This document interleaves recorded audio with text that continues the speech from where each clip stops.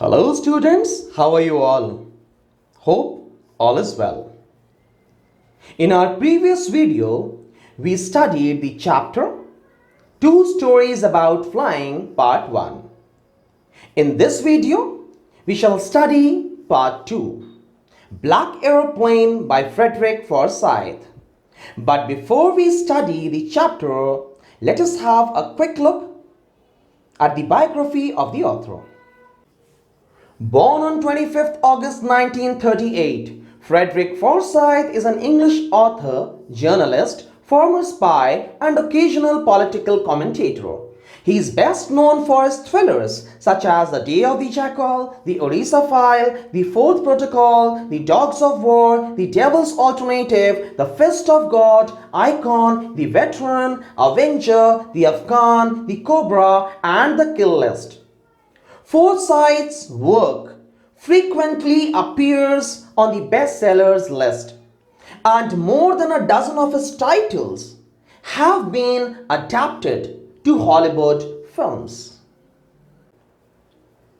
Now, let's move to the introduction of the chapter. The lesson Black Aeroplane by Frederick Forsyth reflects on how one's judgment gets falsified due to fantasizing and how it creates problems. In this chapter, which is based on mystery, the narrator is a pilot who is so eager to meet his family and have a good breakfast that he takes the wrong decision of facing the storm instead of doing the right thing. Miraculously, he somehow manages to escape with the help of a mysterious aeroplane. Actually, he was hallucinated. There was no other plane but his own capability as a pilot which helped him save his life. It was clear and the stars could be seen twinkling. The pilot felt peace in being above a country that had fallen asleep while he was flying over France to England. It was 1:30 in the morning and he was imagining about holidaying with his family. When the aeroplane was in France, the pilot thought of informing the Paris control personnel about its presence and for instructions. At that time, lights from the Paris city were blaring at him. He informed the control agency, to which they replied with further instruction on directions. The control room at Paris instructed him to turn 12 degrees towards the west. After receiving the instructions, the pilot geared up and followed them while putting the last fuel tank into operation. All this time, he was dreaming about spending time with his family, and then he started thinking about having a satisfactory breakfast at home. He was calm as everything was going as per the plan. The plane had crossed Paris when he started seeing clouds in the sky. The presence of clouds made it unsafe to travel by air because there were chances of a storm. They were so huge and dark that the pilot compared them with black mountains. He knew he couldn't pass them as it was impossible to go above them or escape them with the amount of fuel that was left in the last tank. The right decision would have been to fly back to Paris safely, but the pilot's decision-making was clouded by his wish to meet his family. He so desperately wanted to be with his family and have that English breakfast he had been dreaming of all day that he took the risk of not going back.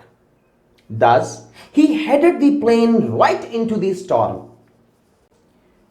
It was so dark because of the storm that nothing was visible outside the plane.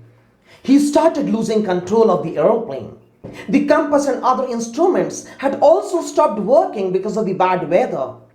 He became helpless.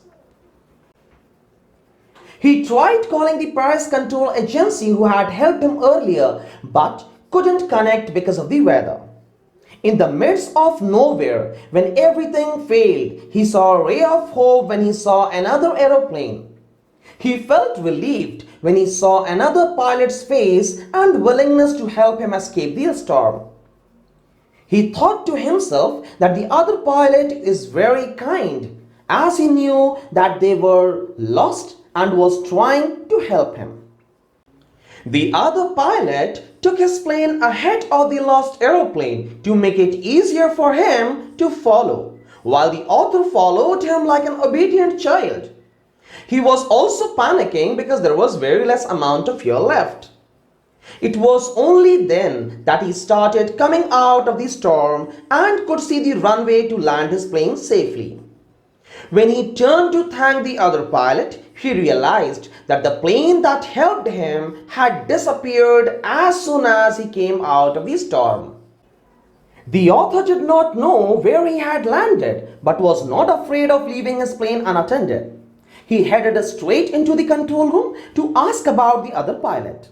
To his utmost surprise, the lady informed him that there was no other plane in the sky except his because of the bad weather. He is left astonished with a lot of questions unanswered in his mind. Well, children, actually it was the pilot's own conscience which helped him to get out of the storm. There was no other plane out on that stormy night, so probably he was hallucinated. It was his own capability as a pilot which led him out of that black cloud and saved his life.